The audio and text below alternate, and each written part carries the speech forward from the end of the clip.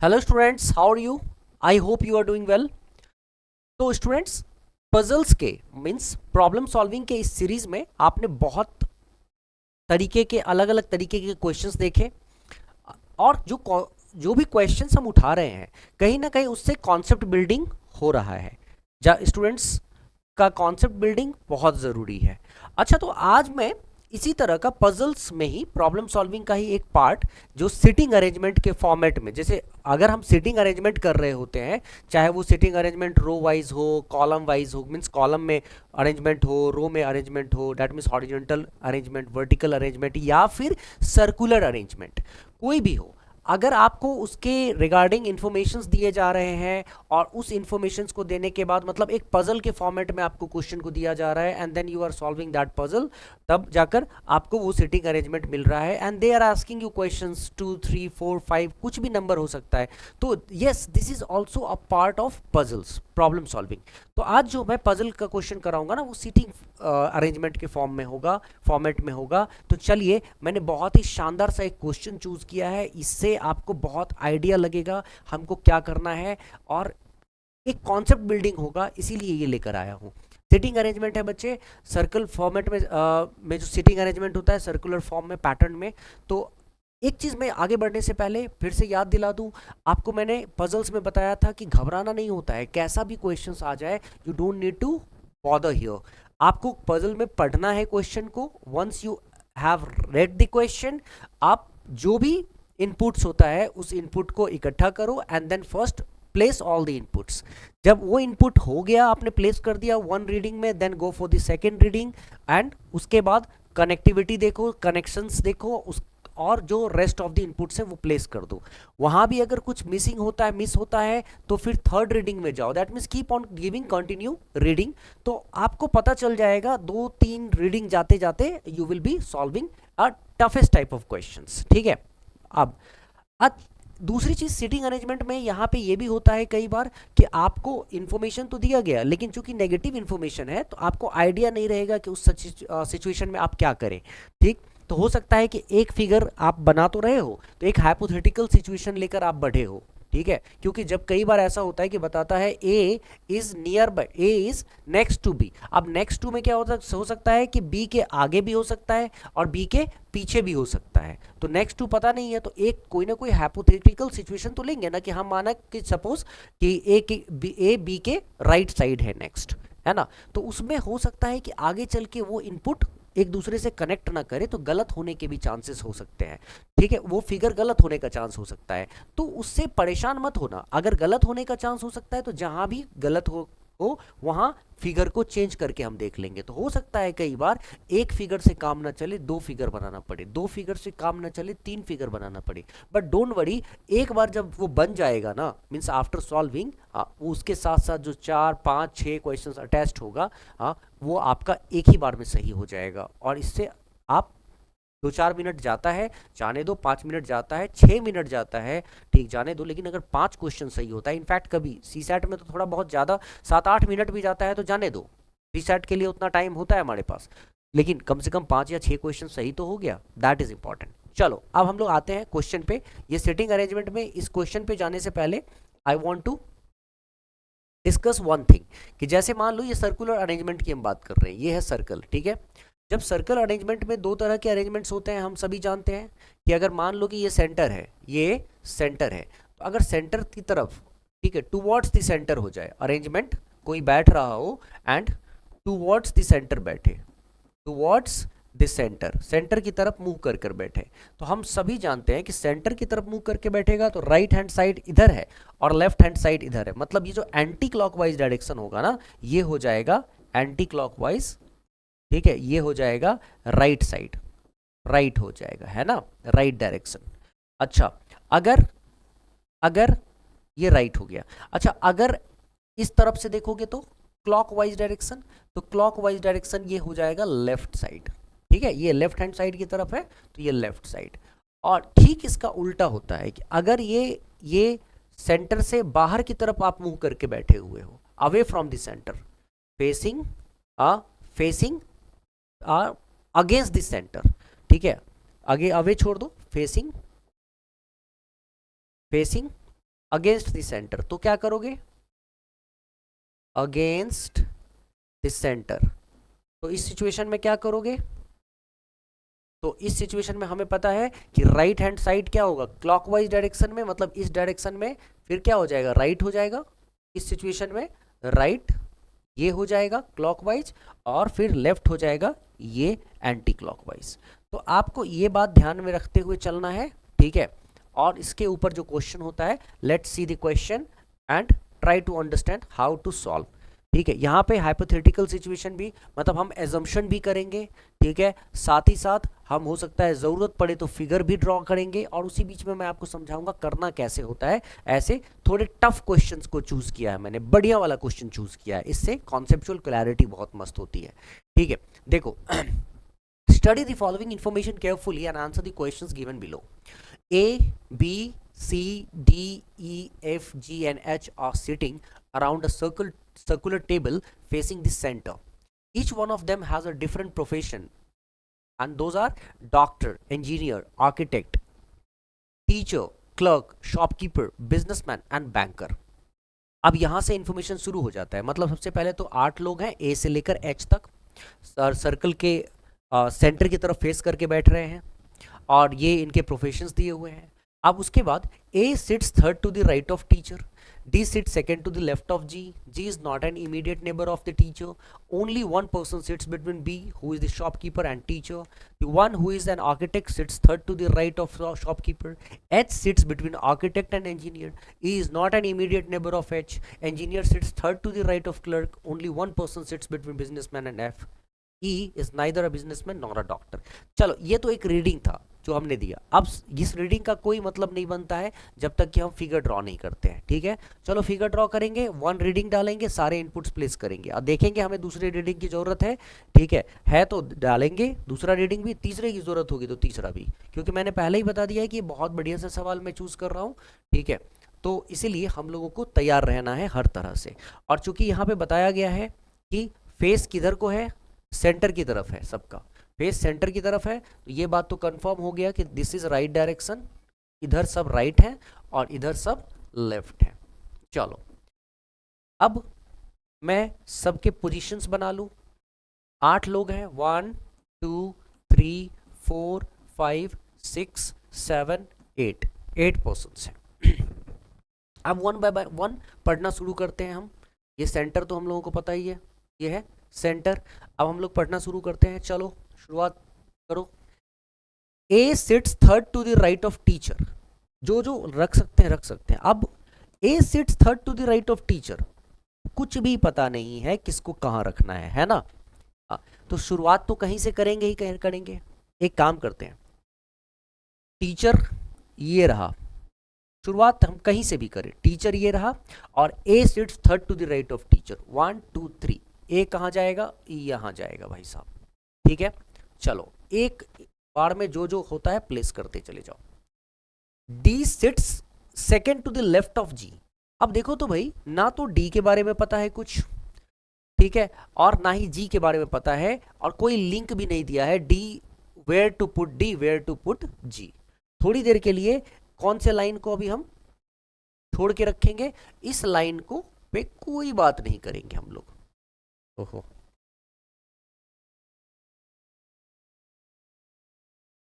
हाँ, इस लाइन पे कोई अभी बात हम लोग नहीं करने जा रहे हैं, सेकेंड वाले लाइन पे। थर्ड लाइन पे चलो, G is not an immediate neighbour of the teacher.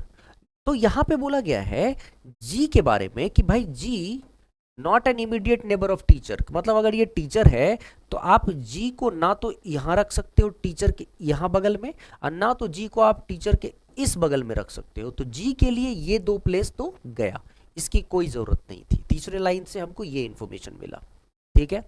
अच्छा, चौथे लाइन पे आ जाओ। G is not an immediate neighbour of the teacher, only one person sits between B who is the shopkeeper and teacher.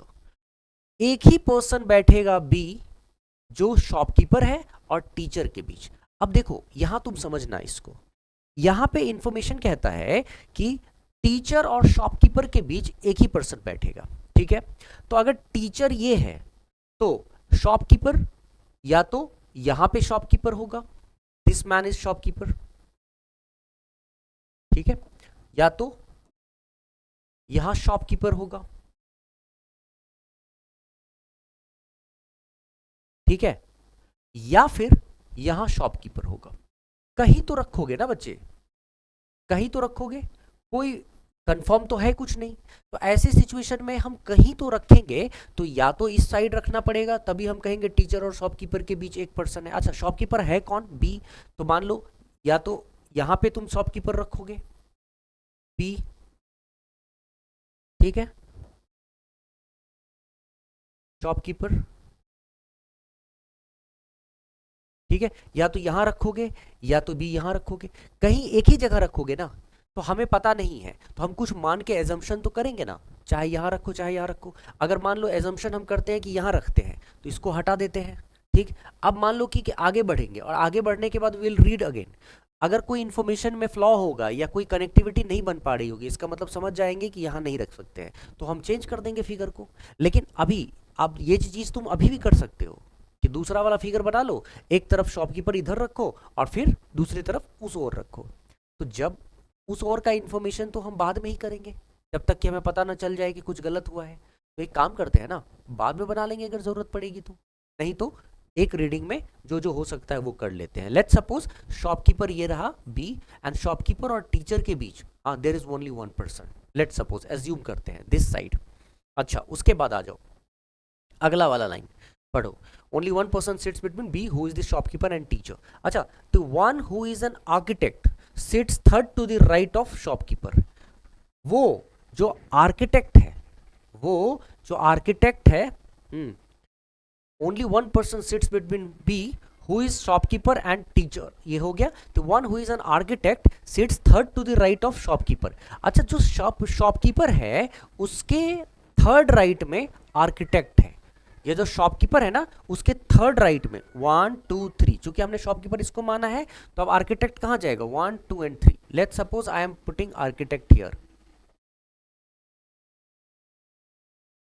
Architect here, तो architect यहां चला गया है ना। चलो, थर्ड राइट में है, 1 2 3 थर्ड राइट। अच्छा, to the right of shopkeeper, okay. H sits between architect and engineer. अब जब आर्किटेक्ट तुमने इसको माना है, इसको माना है, तो एच क्या होगा? एच कहां बैठेगा? तो एच बैठेगा आर्किटेक्ट और इंजीनियर। हो सकता है इंजीनियर ये हो, ठीक है, या हो सकता है इंजीनियर ये हो, ठीक है, दोनों में से कोई एक हो सकता है। कहने का मतलब यहां पे साफ दिया गया है कि यहां H sits between architect and engineer. पता तो है नहीं तुम्हारे पास, इंफॉर्मेशन तो है नहीं कि एच को कहाँ बिठाओगे। एच हो सकता है आर्किटेक्ट और इंजीनियर में, हो सकता है एच यहाँ बैठे, अगर ये इंजीनियर है तो, ठीक, तो एच यहाँ बैठे, या तो ये इंजीनियर है तो एच ये हो गया, है ना। अब पता है नहीं, तो बेटा जानते हो जब पता नहीं होता है तो क्या करना होता है? अगर पता ना हो तो आपके पास जो इन्फॉर्मेशन पहले से ही चला आ रहा है कनेक्टिविटी के लिए, आप उसको मानो, ठीक है। आपको वो मानना चाहिए कि वो है एच तत्काल। गलत होगा पता चल जाएगा, हम चेंज कर देंगे। दो ही जगह इन्फॉर्मेशन अभी बदला है ना, कि एक बार शॉपकीपर को यहां रखेंगे और एक बार एच किसको मानते हैं। लेट्स सपोज हमने एच इसको माना, और इसी को पहले मान के हम चेक करेंगे। क्यों? क्योंकि जिसको अभी तक हमने कनेक्ट किया है, रिलेट किया है, उसको टीचर के साथ रिलेट किया है ना। तो हम एक काम करते हैं, हम मानते हैं कि टीचर है एच, ठीक है। अब टीचर अगर एच है, टीचर एच है, तो आराम से पता चल गया कि इंजीनियर और आर्किटेक्ट के बीच बीच एच बैठा हुआ है, और एच एक्चुअली में कौन है? टीचर। तो H sits between architect and engineer. फिलहाल तक तो यही यहां पता चल गया, ठीक है, okay. E is not an immediate neighbour of H, और जैसे ही ये पता चल गया कि एच ये है मान लो, तो E is not an immediate neighbour of H. तो यहाँ पे ये वाला जो दो जगह है ना, इसमें एक चीज कंफर्म हो गया कि ई यहाँ भी नहीं बैठेगा और ई यहाँ भी नहीं बैठेगा। मतलब इस दो प्लेस पे ना तो जी बैठेगा और इस दो प्लेस पे ना तो ई बैठेगा, ठीक है। चलो, यहां तक ये कंफर्म हो गया। अब आगे आ जाओ। Engineer sits third to the right of clerk. Engineer sits third to the right of clerk, मतलब अगर ये इंजीनियर है तो जरूर जरूर आपका क्लर्क ये है। अगर इंजीनियर वो है तो कंफर्म है कि क्लर्क ये है। क्यों? क्योंकि अगर क्लर्क यहाँ बैठेगा तभी तो क्लर्क के third right 1 2 and 3 third right engineer होगा, क्लर्क के थर्ड राइट इंजीनियर होगा, है ना, इसीलिए क्लर्क यहाँ बैठा तो इंजीनियर यहाँ है।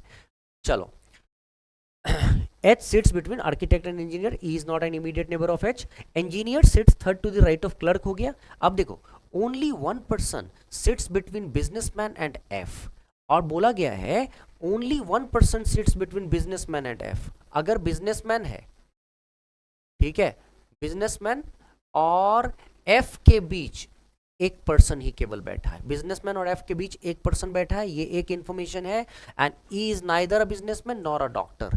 और ई के बारे में बोला गया है, ई ना तो बिजनेसमैन है, ठीक है, बिजनेसमैन है, ऐसे लिख दो, ना तो बिजनेसमैन है और ना ही डॉक्टर है, डॉक्टर है, ये ना तो बिजनेसमैन है और ना ही डॉक्टर है।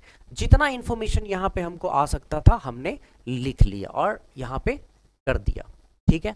अब हम लोग सेकंड रीडिंग लगाएंगे और सेकंड रीडिंग में देखेंगे कौन कौन सी चीजें हमारे पास है और कौन कौन सी चीजें नहीं है। जैसे A sits third to the right of teacher, मैं अभी फिलहाल लिख चुका हूं कि A third to the right of teacher, teacher ये है तो 1 2 3 third to the right of teacher A है। अच्छा, D sits second to the left of G. अब जी, इस पे आ जाओ, D sits second to the left of G, बोला जा रहा है, सेकंड रीडिंग में आ गए। अब कनेक्टिविटी चेक करते हैं। D sits second to the left of G, left मतलब इस तरफ, है ना, सेंटर की तरफ बैठा है बंदा तो उसका लेफ्ट क्या होगा, इस तरफ। और डी कहाँ बैठा है, जी के सेकंड लेफ्ट में। एक बात बताओ, अगर मैं अब यहाँ पे एच है, ये इंजीनियर है, ये आर्किटेक्ट है, शॉपकीपर है, तो जी तो है नहीं यहाँ पे, ई है नहीं यहाँ पे, तो जी के लिए ई छोड़ देते हैं फिलहाल, जी के लिए पहले बात करते हैं। जी के लिए कौन कौन से प्लेसेस बचे, 1 2 3 4 5 ऑलरेडी डन है, यहाँ पे जी नहीं है, तो जी कहाँ रख सकते हो, या तो यहाँ या तो यहाँ या तो यहाँ, देयर आर 3 प्लेसेस फॉर जी। अच्छा, अगर मान लो कि मैं जी यहाँ पे रखता हूँ, सपोज अगर मैं जी यहाँ पे रखता हूँ, तो सेकेंड लाइन कहता है कि D sit second to the left of G, तो फिर second to the left of G क्या होना चाहिए, 1 एंड 2, फिर तो डी यहाँ ए के जगह पे डी होना चाहिए था। और अगर ए के जगह पे if D would have been here, हाँ, then this statement would be wrong कि A sits third to the right of teacher, है ना। तो इसका मतलब जी यहाँ नहीं रख सकते हैं, we can not place G here. G यहाँ रखेंगे तो मुझे डी यहाँ रखना पड़ेगा, उससे क्या होगा, फर्स्ट स्टेटमेंट गलत हो जाएगा, ठीक है। इसीलिए आप जी को यहाँ प्लेस नहीं कर सकते हो, ठीक है। तो तुम्हें ये पता चल गया, G can not be placed here and here, G is not here, G is not here, G is not here, और यहाँ पे भी नहीं प्लेस कर सकते हैं। तो अब जी या तो यहाँ रखोगे या तो यहाँ। अगर मैं जी यहाँ रखता हूँ, ठीक है, जी अगर मैं यहाँ पे रखता हूँ तो सेकंड क्या होगा, 1 एंड 2, फिर डी यहाँ होना चाहिए था, वो भी आप नहीं रख सकते हो। तो एक ही प्लेस बचता है जी का, and that this is the place कि अगर मैं जी को यहाँ रखता हूँ, ध्यान से देखो, जी को यहाँ रखता हूँ तो G is a clerk, then second to the left 1 and 2, second to the left is D, D is here. देखो अब D sit second to the left of G हो गया, देखो D sit second to the left of G हो गया ना, ठीक है। अब ये भी क्लियर हो गया, ठीक। अब देखो सारी चीजें बैठ जाएगा, आराम से पता चल जाएगा। G is not an immediate neighbour of the teacher, हमें पता ही है G not immediate neighbour of teacher, इसीलिए वहां पे गया, ठीक है। Teacher, the one who is an architect sits third to the right of shopkeeper, ठीक है, shopkeeper, one who is an architect who is third to the right of shopkeeper, उससे पहले हम लोगों ने ये देख लिया था। B, only one person sits between B who is shopkeeper and teacher, तो एक ही पर्सन, शॉपकीपर मैंने यहाँ माने था और टीचर ये, तो एक पर्सन बैठा था जो कि इंजीनियर था। उसके बाद यहाँ पे दिया गया था one who is an architect sits third to the right of shopkeeper, और जब शॉपकीपर यहाँ था तो 1 2 3 आर्किटेक्ट थर्ड राइट, यहाँ ये भी सही हो गया, ठीक है। H sits between architect and engineer, H sits between architect and engineer, आपने एच इसको माना तो आर्किटेक्ट और इंजीनियर के बीच एच बैठा हुआ है, ठीक है, अभी तक यहाँ चल रहा है सही सही। Engineer sits third to the right of clerk, और अब देखो अगर क्लर्क ये है 1 2 3, engineer is third to the right of clerk, ठीक है। उसके बाद clerk only 1% sits between businessman and F. अब यहां पे देखना है only 1% sits between businessman and F. अब ये बिजनेसमैन कौन है, एफ कौन है? ए और डी तो यहां है नहीं, ठीक है, समझना मेरी बात को, ए और डी यहां है नहीं, ठीक। जी ऑलरेडी रख चुके हैं हम, यहां पे ई ना यहां रख सकते हो ना यहां रख सकते हो, जो कि लास्ट लाइन में था। यहां देखो कि बिजनेसमैन और एफ के बीच एक person, and E is neither a businessman nor a doctor, ठीक है। तो अब यहां पे पहली बात तो ये कि ई इन दोनों में कहीं नहीं रख सकते हो, ई को रखने का एक ही प्लेस बचता है, एंड ई इज हियर, ई यहां पे रखा जा रहा है, ठीक। अब ये तुम समझो कि सब प्लेस तो हो ही गया, क्यों? अगर यहां ई नहीं रख सकते हो, यहां ई नहीं रख सकते हो, तो एक ही प्लेस बचा ही था, तो आप ई बस वहीं पर रख सकते थे, मैंने रख दिया। अच्छा, एक और चीज यहां जो था, जो जरूरी चीज था पता करने के लिए, वो ये कि only 1% sits between businessman and F, ठीक है। बोला जा रहा है कि बिजनेसमैन और एफ के बीच एक ही पर्सन बैठ सकता है, ठीक। और ई ना तो बिजनेसमैन है ना डॉक्टर है, तो भाई साहब ई तो बिजनेसमैन, डॉक्टर और बैंकर, तीन ही लोग बचे। क्वेश्चन पढ़ोगे ना तो यहाँ पे बिजनेसमैन, बैंकर और डॉक्टर, यहाँ तीन लोग बचे, बाकी सारे प्रोफेशन तुम लिख ही चुके हो, shopkeeper, engineer, teacher, architect, clerk. तो बैंकर, डॉक्टर, बिजनेसमैन, और ई ना तो डॉक्टर है ना तो बिजनेसमैन है, तो ई क्या है भाई? तो ई है बैंकर। क्या है? बैंकर। ई है बैंकर, ठीक है। उसके बाद बिजनेसमैन और एफ के बीच एक पर्सन बैठा है, तो भाई साहब बिजनेसमैन और एफ के बीच एक पर्सन बैठा है, ठीक है। तो आप इसको ठीक से अगर देखेंगे, या तो फिर बिजनेसमैन इसको रखो, है ना, बिजनेसमैन इसको रखो, तो बिजनेसमैन और एफ के बीच आर्किटेक्ट हो जाएगा एफ, एफ तो इसके बीच एक पर्सन बैठा है जो कि डॉक्टर है। और तुम अगर कहोगे नहीं, डॉक्टर जिसको तुमने रखा है, ठीक है, डॉक्टर, अगर मैं उसको मान लेता हूं कि ये बिजनेसमैन है, ठीक है, तो बिजनेसमैन और एफ के बीच एक पर्सन होना चाहिए, तो ये तो एफ नहीं है ना, ये तो एच है। बिजनेसमैन अगर इसको मानता मैं, तो बिजनेसमैन और एफ के बीच एक पर्सन होना चाहिए, तो ये बिजनेसमैन है बट ये एफ नहीं है ना। तो ऐसे सिचुएशन में एक ही बचता है ए, जो बिजनेसमैन अगर होगा तो आर्किटेक्ट को एफ मानोगे तो ये हो जाएगा डॉक्टर, डी हो जाएगा डॉक्टर। और ऐसे प्लेस करके पूरा का पूरा प्लेसमेंट हो गया, एक बढ़िया सा सिटिंग अरेंजमेंट बन गया। और जब सिटिंग अरेंजमेंट, ये बड़ा शानदार क्वेश्चन तुमने किया है, ठीक है, तो ये अरेंजमेंट बन गया, और अरेंजमेंट बनते ही देखो धड़ाधड़ अब क्वेश्चन शुरू हो जाएगा सॉल्व होना, ठीक है। क्वेश्चन देखो, पहला question, which of the following is true with respect to the given sitting arrangement, ठीक है। With respect to the given sitting arrangement, क्या है सिटिंग अरेंजमेंट में कौन सा सही है? E is an immediate neighbour of the engineer, E is an immediate neighbour of the engineer, ठीक है। अच्छा, एक पर्सन जो बच गया था, ठीक है, ये क्या, ये सी बच गया था, इसको सी को लिख लो एटलीस्ट, पहले तो इंजीनियर सी लिख लो, है ना। तो अब क्या बोला गया था क्वेश्चन में, क्या था? ई is an immediate neighbour of the engineer, है क्या? इंजीनियर ये है, ई ना इधर ना इधर, ई is not an immediate neighbour of the engineer, तो ये तो गलत हो गया, ये गलत है। ई इज एन आर्किटेक्ट, ई देखो ये आर्किटेक्ट है, आर्किटेक्ट तो एफ है ना, तो ई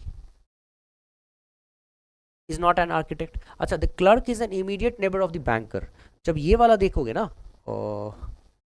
clerk is the immediate neighbour of the banker, तो बैंकर का सबसे नजदीक कौन है? क्लर्क है, इमीडिएट नेबर है क्लर्क। तो इसका जो आंसर है, क्या कौन सा आंसर सही होगा? तो इसका है C, C is the correct answer, clerk is the immediate neighbour of the banker, ठीक है। अब चलते हैं हम लोग दूसरे क्वेश्चन पे, सेकेंड नंबर पे।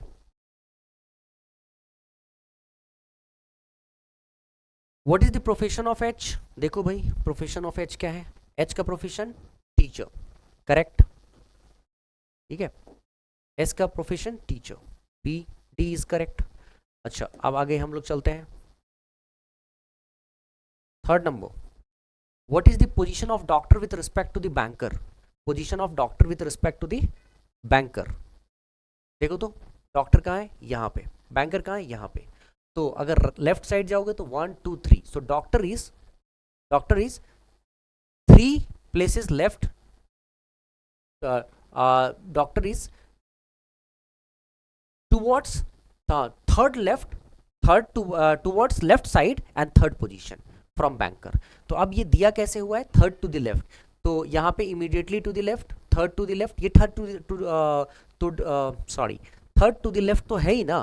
तो अगर ये है ही तो हम दूसरे को क्यों देखें, B is the correct answer, third to the left. चलो देख लो यहाँ पे banker 1 2 3, D is third to the left of banker. अच्छा next, who sits exactly between the architect and businessman, who sits exactly between the architect and businessman। देखो architect ये है, businessman ये है, इसका मतलब डी सिट्स, डी और doctor जिस फॉर्मेट में दिया जाएगा तो डॉक्टर, तो यहाँ पे आंसर होगा doctor. Doctor seats between architect and businessman,